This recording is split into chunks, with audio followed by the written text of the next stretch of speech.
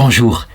Lorsque le frère Mathieu de Bachy, en 1525, décida de réformer l'ordre des franciscains en revenant à la règle originelle que saint François d'Assise avait pensée quelques siècles plus tôt et qui s'était peu à peu dégradée dans l'Église catholique, sans doute pour de bonnes raisons, puisque les autorités de l'Église avaient demandé aux frères d'avoir quelques bâtiments tout de même pour recevoir leurs novices, pour pouvoir leur donner des bonnes études, afin qu'ils soient de meilleurs prédicateurs. Et donc, conséquemment, puisqu'il y avait des bâtiments, il y avait forcément certaines richesses. Or, nous savons que saint François d'Assise, quant à lui, il voulait absolument que les frères soient des mendiants, mais des mendiants au sens propre, ça veut dire qu'ils viennent auprès de la population pour mendier humblement leur nourriture, pour vivre de ce que pourraient leur donner aussi les pauvres, comme les riches de la ville. Eh bien, lorsque ce frère réforma l'ordre franciscain, on aurait pu penser, et d'ailleurs l'Église l'a pensé un certain temps, qu'il y avait peut-être un trop grand fanatisme de la pauvreté extérieure, et que cela produirait des fruits douteux. Or, il s'avère que peu à peu, en se fixant effectivement, corporellement sur la pauvreté extérieure, eh bien, les capucins qu'il fonda se fixèrent aussi énormément sur la pauvreté du cœur, la pauvreté intérieure, l'humilité, l'obéissance. Et une brochette extraordinaire de saints sortirent de cet ordre-là. Je voudrais raconter la vie de certains d'entre eux, dont ici, quelqu'un qui est très peu connu, mais qui est le premier saint et le seul saint canonisé à partir de la Roumanie. Je veux parler du bienheureux Jérémie de Roumanie. Alors, soyons sérieux, il n'est pas canonisé, il est béatifié, ça veut dire que théoriquement, il est reconnu au culte uniquement pour son pays natal et peut-être pour la région d'Italie où il a travaillé. Mais manifestement, ce n'est que pour partie remise, quoi. Tôt ou tard, il sera donné à l'Église universelle. L'histoire de sa vocation est intéressante parce qu'elle montre comment on peut être appelé par Dieu de manière intérieure, par une intuition, une sorte de désir qui vient de l'Esprit Saint, mais que aussi on peut être appelé par Dieu à travers des signes sensibles qui nous dirigent comme il le faut dans la vocation où Dieu nous veut. Jean Kotitsyk est né à Tsakso le 29 juin 1556, c'est-à-dire en actuelle Roumanie.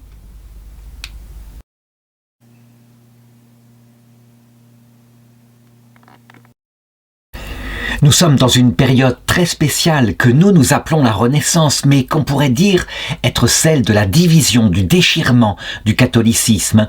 La réforme protestante a commencé et une partie de l'Église s'est séparée de Rome. Les pays nordiques, en particulier du côté de l'Allemagne, de la Prusse, etc., se sont déjà séparés, tandis que en Roumanie, qui est un pays catholique, eh bien, il y a une certaine tentation de cela. Ce petit garçon est élevé dans une famille catholique et très vite, parce qu'on lui donne le sens de Dieu, de la Vierge Marie, il est attiré profondément, parce qu'il y a de plus profond, de plus mystique dans la spiritualité catholique. Il aime la Vierge Marie, il aime le Christ et il passe par la Vierge Marie pour prier le Christ. Voilà pourquoi j'ai mis derrière moi l'image de la Vierge Marie. Il faut savoir que en Prusse, par exemple, où on a adhéré très vite au protestantisme le plus dur, eh bien, on s'est séparé beaucoup de la Vierge Marie.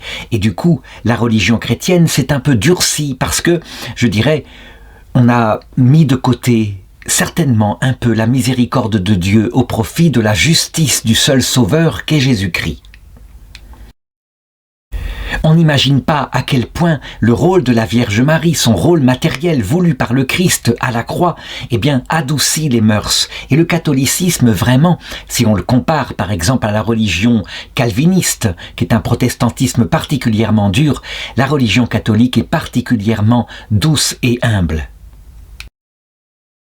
Évidemment, je ne vise que les saints, je ne vise pas les catholiques les plus fanatisés qui, eux, se moquent vraiment beaucoup du Christ et de la Vierge Marie, qui, eux, veulent défendre mordicus et par les armes, s'il le faut, la civilisation chrétienne. Mais ça, c'est une déviation politique de ce que peut donner de plus beau la religion. Pour ce qui est de notre petit Jean, eh bien lui, il voudrait se consacrer à Dieu. Il en parle à ses parents, mais ses parents, évidemment, le voient qui est un peu foufou comme ça, qui voudrait partir trop vite et partir alors qu'il est en situation d'adolescence. Il l'empêche de partir. Il lui demande d'attendre d'avoir l'âge, et ce ne sera qu'à partir de l'âge de 19 ans, donc en 1575, qu'ils accepteront qu'il parte. Ils se séparent de lui, c'est pour eux un arrachement, parce que ce fils est tellement déterminé, et puis à l'époque, ce n'est pas comme maintenant, qu'on peut se dire que probablement ils ne le reverront pas. Évidemment, les voyages à l'époque sont très compliqués, ce n'est pas comme maintenant, Et donc, il va d'abord se rendre à Alba Iulia en Roumanie, où il va rester plusieurs années. Il cherche comment se rendre en Italie. Son projet, c'est que l'Italie, c'est là où est le culte des saints, c'est là où est le siège de la papauté. Et donc, c'est l'endroit où, selon lui, le christianisme est le meilleur. Il se débrouille véritablement comme il le peut. Il essaye de trouver un navire pour se rendre en Italie.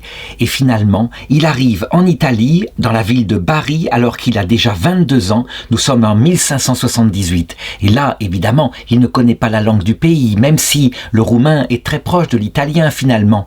La Roumanie a été une colonie romaine, quelques siècles plus tôt. Il cherche à travailler et il finit, parce qu'il est très généreux, par trouver quelque chose qui lui plaît. Il se met au service d'un médecin. Pour lui, pouvoir s'approcher des malades, pouvoir leur manifester sa miséricorde, sa bonté, c'est quelque chose qui lui plaît énormément. Ça le rapproche de cette vocation qui semble brûler son cœur.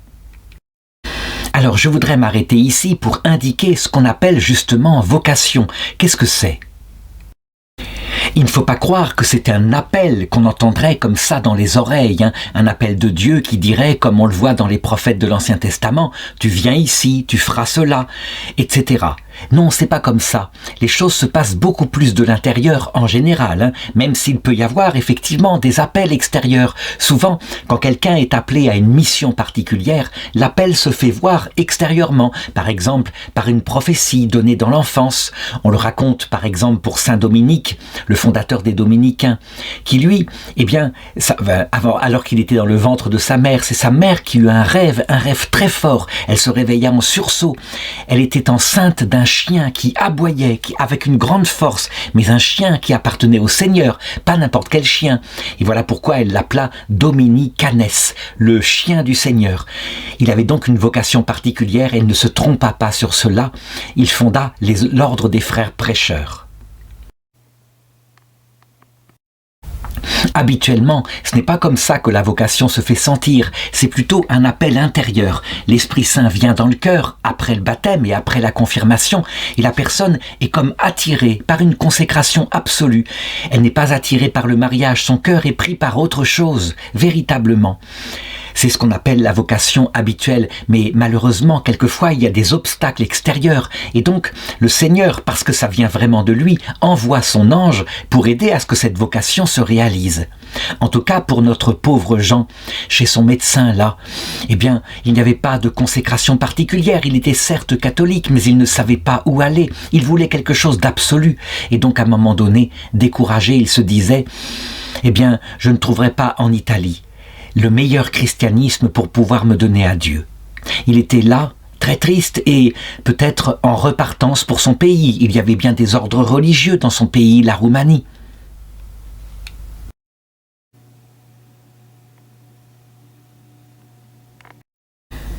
C'est à ce moment-là que Dieu lui envoya son ange. Était-ce un vrai ange camouflé en homme ? En tout cas, je ne sais pas dire. L'essentiel, c'est que l'homme qui lui apparut ou qui vint s'entretenir avec lui alors qu'il était comme ça, prêt à s'embarquer pour la Roumanie, c'était un vieil homme, un homme sage, et qui lui dit « Mais non, ne partez pas, rendez-vous dans le sud de l'Italie, allez à Naples, et là, vous verrez, le Seigneur vous donnera ce qu'il faut pour que vous puissiez réaliser votre vocation. » Notre jeune Jean prend cela comme un signe de Dieu, et pourquoi ne pas insister? Il se rend donc comme il le peut, il part à pied, il n'y avait pas vraiment d'autres moyens de transport à cette époque-là, vers le sud de l'Italie, vers cette ville qui est au pied du Vésuve. Et puis, c'est là qu'il va faire la rencontre décisive de sa vie. Il découvre un couvent, un couvent tenu par des capucins, un ordre très pauvre, un ordre que les Italiens aiment beaucoup parce que il est très proche des gens. Les gens vivent, les capucins, je veux dire, ils vivent un peu avec la même pauvreté que les habitants de la ville. Et d'ailleurs, ils ne se prennent pas pour supérieurs à eux, ils passent souvent de maison en maison pour mendier leur nourriture et ils donnent en échange des bénédictions, mais aussi des bonnes paroles. Quand il voit ses frères qui sont si dévoués, qui s'occupent de toutes les pauvres les plus pauvres et qui tiennent en particulier un hôpital pour s'occuper des malades, alors là, il se dit « j'ai trouvé ma place ». Et donc aussitôt il va frapper à la porte du couvent et comme il le peut avec son accent étranger, il essaye de postuler, il demande à rentrer chez les frères. Évidemment, cette vocation qui est là, cette vocation de ce jeune homme qui n'a ni fortune ni origine, qui vient d'un autre pays, eh bien, on prévient le père provincial. Et le père provincial se dit, mais nous ne pouvons pas accueillir tous les mendiants qui traînent ainsi en Italie. Notre ordre est tout de même un ordre religieux. Et donc, il commence par refuser sa vocation une première fois. Lui, il va insister, il ne se laisse pas faire. Peut-être y a-t-il des habitants de la ville qui lui ont dit « Eh bien, ils veulent éprouver ta vocation. Insiste donc, demande à rentrer de nouveau. » En tout cas, il frappe de nouveau à la porte du couvent. On l'interroge et il indique qu'il veut se consacrer à Dieu, qu'il vient de Roumanie, qu'il a voyagé énormément pour trouver le meilleur christianisme qu'il pouvait y avoir. Eh bien, le père provincial de la région qui est là le refuse une deuxième fois. On se dit probablement que ce jeune homme, eh bien, il ne pourra pas tellement être utile à l'ordre. Il faudra vérifier tout de même sa vocation. Toujours est-il que la vocation est sérieuse. Le pauvre Jean se présente une troisième fois et il supplie qu'on le garde. Il veut se consacrer à Dieu. Il ne vient pas pour autre chose que pour se consacrer à Dieu. Et là, le père provincial, devant tant d'insistance, va finir par accepter qu'on le prenne comme regardant, puis comme peut-être postulant, et qu'on vérifie s'il y a une vocation sérieuse qui se cache derrière lui. En effet, habituellement, il peut y avoir des gens très pauvres qui demandent à rentrer chez les capucins, mais essentiellement pour pouvoir avoir la sécurité, parce qu'il y a quand même une certaine sécurité, même si on mendie sa nourriture. Et donc, les frères vont l'observer quelques mois et ils vont voir que manifestement, il ne simule pas, sa piété est réelle, il se rend à tous les offices, il est là et on le voit aussi beaucoup pleurer pendant qu'il prie, il a une grande dévotion à la Sainte Vierge, tout cela c'est bon signe.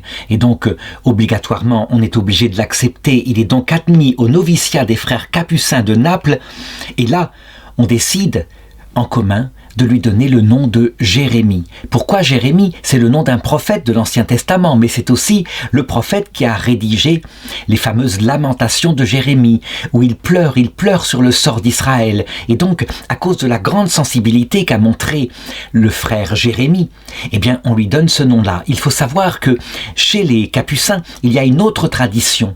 Non seulement on change de prénom, donc il ne s'appelle plus Jean, mais il s'appelle Jérémie, mais on change aussi de nom. Ça veut dire qu'en général, on prend le nom de sa région. Et donc, lui qui portait le nom roumain de famille de Costistic, eh bien, il s'appellera maintenant Jean de Valachie. La Valachie, c'est une région de Roumanie, donc c'est bien trouvé. C'est de là qu'il vient.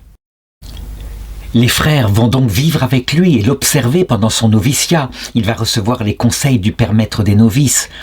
Et donc, on se rend compte qu'il ne pourra pas être prêtre. Il n'a pas suffisamment de culture. Il vient d'un milieu rural. Donc, il pourra être simple frère laid, c'est-à-dire un frère convers, quelqu'un qui s'occupera d'aider ceux qui sont prêtres, les aider matériellement, s'occuper par exemple de l'infirmerie, de la cuisine, s'occuper, eh bien, on pourrait dire aussi de la mendicité. On sait que les couvents des frères capucins acceptent des pauvres sans culture venant des pays, des milieux ruraux. Et ceux-là, eh bien, ils ont un rôle très important, tandis que ceux qui postulent à cet ordre-là, mais qui ont reçu une culture durant leur enfance, ils peuvent être dirigés vers le sacerdoce. Ainsi, on le voit, la communauté est véritablement égalitaire et certains sont plus du côté, je dirais, des dons spirituels, tandis que d'autres sont plus du côté des œuvres matérielles. Mais chacun est frère l'un de l'autre. cette différence et cette complémentarité des vocations, avec une égalité certaine, a été popularisée, en particulier en Italie, par un dessin animé et un petit film qui a été fait, qui s'appelle Marcellino Pan i Vino, qui montre comment un petit garçon qui était orphelin fut récupéré et élevé et éduqué par des frères capucins. Et les capucins, on les voit, ça a été très populaire. Je crois que une telle vocation, les capucins, on ne les connaît principalement qu'en Italie. À cette époque-là, au XVIe siècle, donc le noviciat durait 1 an et après, on était appelé à prononcer ses vœux perpétuels. Les choses ont changé dans le droit canon. Maintenant, il y a un noviciat d'1 an. Il y a d'abord un essai de vœux provisoire pour 3 ans et puis ça peut être renouvelé si on n'est pas sûr. Et enfin, les vœux définitifs. À cette époque-là, on était beaucoup plus dur à la tâche et donc les choses se faisaient plus rapidement. Donc dès qu'il prononce ses vœux, alors il est véritablement capucin entièrement et donc il est soumis à l'obéissance. Et là, selon le désir de ses supérieurs, des différents supérieurs de la communauté, il est affecté à plusieurs couvents. Et ça, entre 1579 et 1584. On essaye de trouver la place où il sera le mieux, le plus utile. Les gardiens de chacun de ces couvents l'observent, voient s'il peut être intégré comme ça à la communauté. Et puis donc, manifestement, d'étape en étape, il finit par être affecté. En 1585, il a 29 ans, à l'infirmerie du monastère Sant'Eframo Nuovo, à Naples. Et c'est là qu'il va passer tout le reste de sa vie.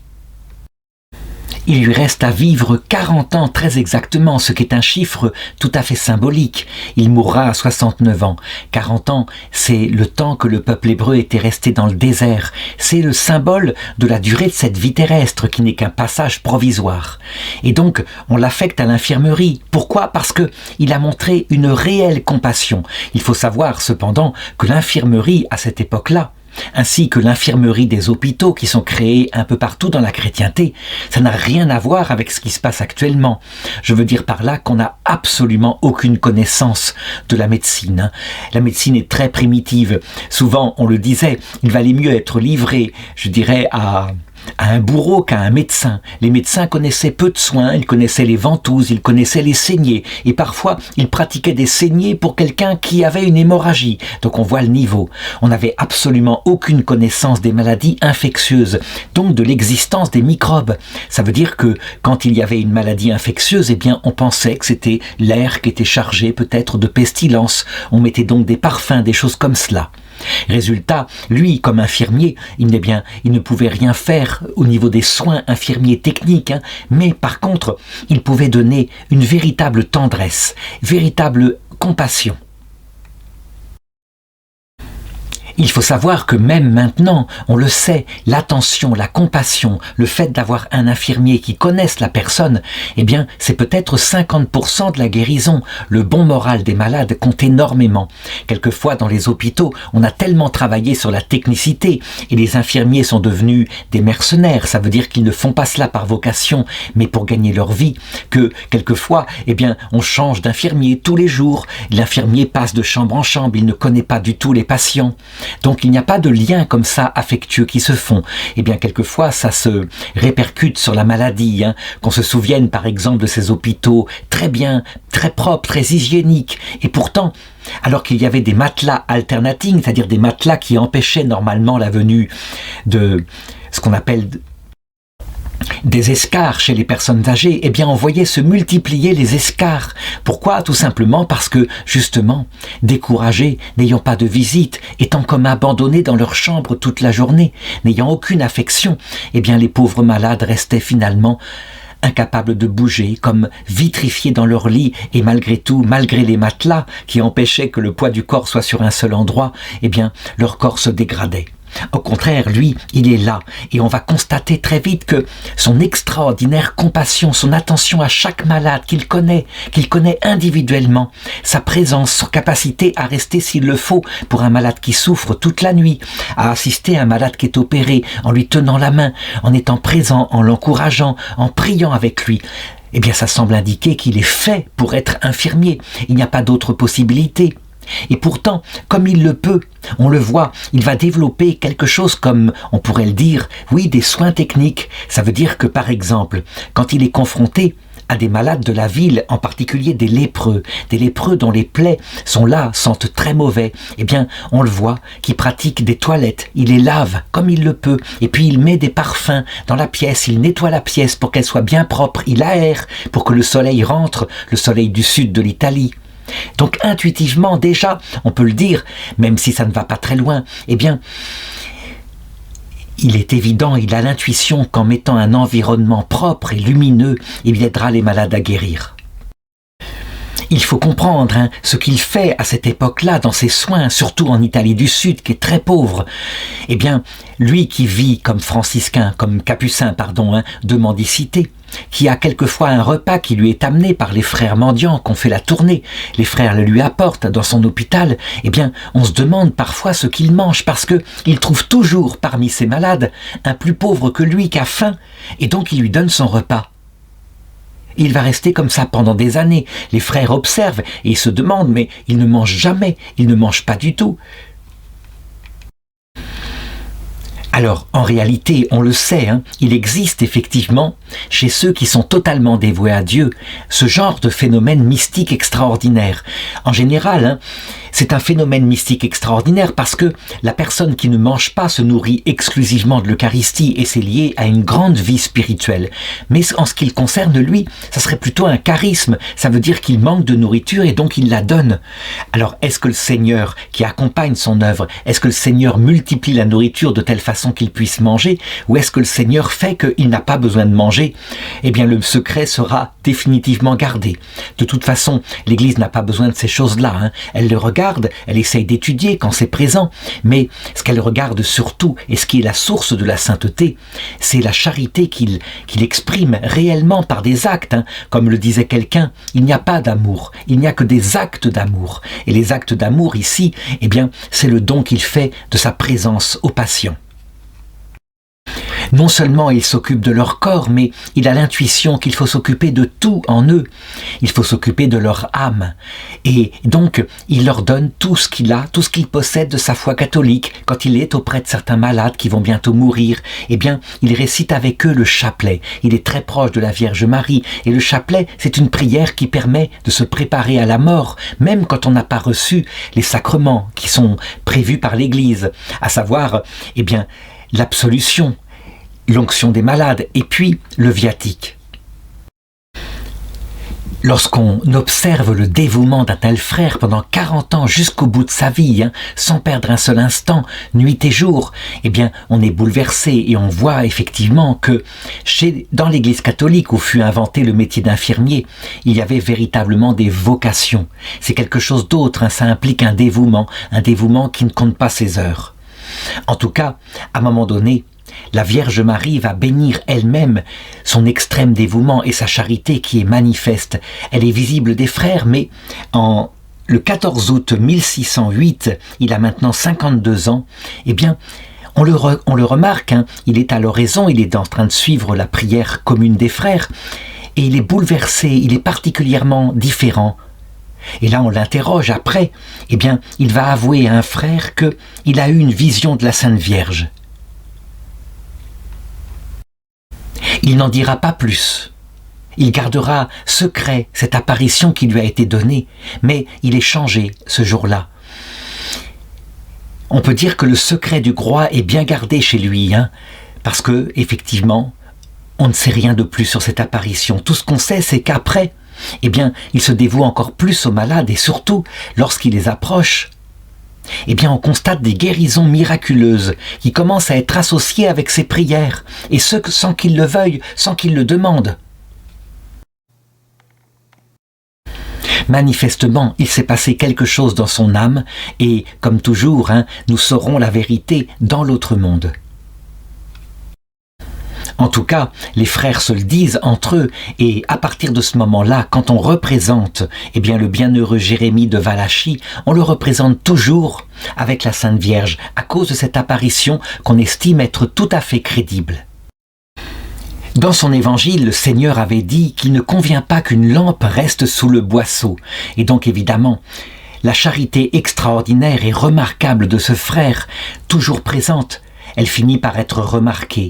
Et alors qu'au début il s'occupait des plus pauvres, très vite, des gens qui avaient une autre forme de pauvreté, une pauvreté plus spirituelle, venant en particulier des milliers nobles autour de Naples, eh bien commencèrent à demander à le rencontrer. Certains d'entre eux, quand ils tombaient malades, demandaient et suppliaient les frères de leur envoyer leur infirmier, le frère Jérémie, afin qu'il vienne s'occuper d'eux un petit peu. Et quelquefois le frère y allait, et il y allait de tout son cœur, ne faisant aucune différence entre les riches et les pauvres. Et sa simple présence, l'amour qu'il montrait, réconfortait les malades, y compris dans les milieux riches, qui quelquefois ont bien plus besoin de la présence de Dieu que dans les milieux pauvres où naturellement on prie Dieu. Et c'est justement à l'occasion où un riche demandait et suppliait que frère Jérémie vienne le visiter. Nous étions en début mars 1625. Il était âgé maintenant de 69 ans et toujours bon pied, bon œil. C'est en se rendant à cette visite, nous étions en plein hiver, il faisait très froid sur le pays de Naples à cette époque-là, qu'il attrapa froid. Il attrapa froid et, je dirais, ce rhume, loin de se rester un simple rhume, se transforma peu à peu en une pneumonie. Il faut savoir que la pneumonie, c'est une invasion des poumons et c'est une maladie très dangereuse parce que on peut à un moment donné ne plus pouvoir respirer. Donc, épuisé, après cette première sortie, rattrapé par cette pneumonie, il dut s'aliter, il pouvait à peine respirer.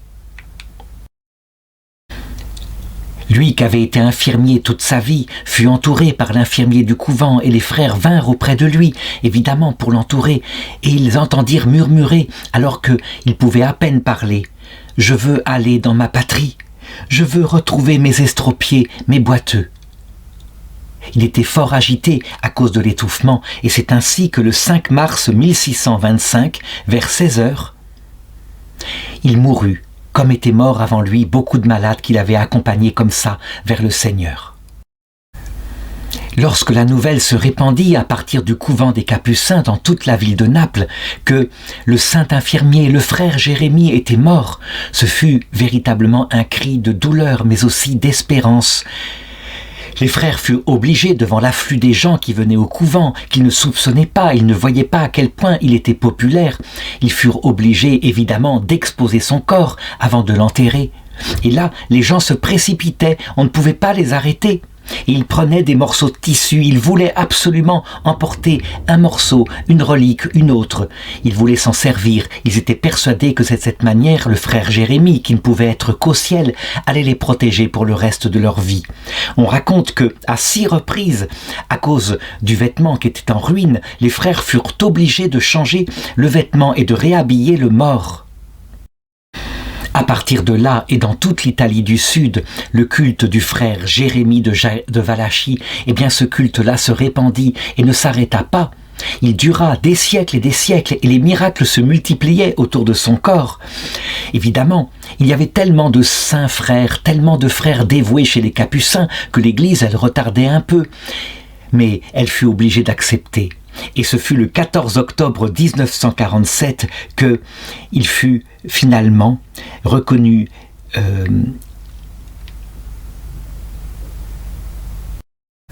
comme serviteur de Dieu par le pape Pie XII. C'est la première étape où l'enquête avait été finalement lancée, où on se disait, oui, manifestement, en ce qui nous concerne, il n'y a pas de problème, il a servi Dieu de tout son cœur. C'est une enquête préalable à la béatification, mais qui n'est pas infaillible, qui est une enquête extérieure. Et donc on demande canoniquement à Dieu de confirmer qu'il est vraiment un saint, qu'il n'est pas seulement un imitateur, comme s'il y avait besoin ici, lui qui 40 ans s'était dévoué, ne pensant jamais à lui.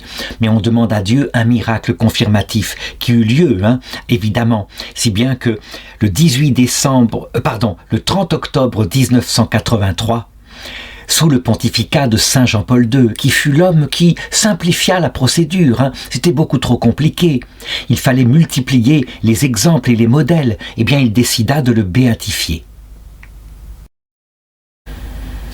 Et lors de son discours, il fit remarquer que c'était véritablement le premier saint sortant de la Roumanie. Il en fit même un espèce d'exemple pour la réunion de l'Église tout entière, parce qu'il faut savoir qu'en Roumanie, il y a une grande partie des chrétiens qui sont orthodoxes. Et il disait, le bienheureux Jérémie de Valachie, venu de Roumanie en Italie, a reconnecté l'Orient et l'Occident dans ces événements historiques. Et il ajoutait, si l'on veut résumer la spiritualité de notre bienheureux frère Jérémie, eh bien, c'est ce qu'il disait lui-même. Il disait, il faut s'inspirer de la générosité du Père Céleste et donner gratuitement ce qu'on a reçu gratuitement pour le partager par des frères dans le besoin. Pendant toute cette période, évidemment, le corps du frère Jérémie était conservé à Naples, dans l'église de l'Immaculée Conception. Eh bien, à la demande du pape Jean-Paul II, et encore pour faire la réunion entre l'Occident catholique et puis l'Orient orthodoxe, on accepta, et les Napolitains acceptèrent de déplacer son corps et de le rendre à la Roumanie. Donc après la chute du communisme en particulier, à partir de 1989, eh bien, les Capucins de Naples ouvrirent une maison en Roumanie dotée de nombreuses vocations qui rentrèrent, et les restes de frère Jérémie de Valachie reposent maintenant dans la chapelle de la ville roumaine d'Onesti. Quel est le jour de sa fête? Eh bien, évidemment, elle ne peut être que le 5 mars, ça veut dire le jour de son entrée au ciel. Qu'y a-t-il comme plus beau jour? On peut dire, est-ce que ce ne serait pas le jour de notre conception? Mais ça, c'est pour l'entrée sur la terre. Est-ce que ce ne serait pas le jour de notre baptême? C'est pour l'entrée dans la grâce.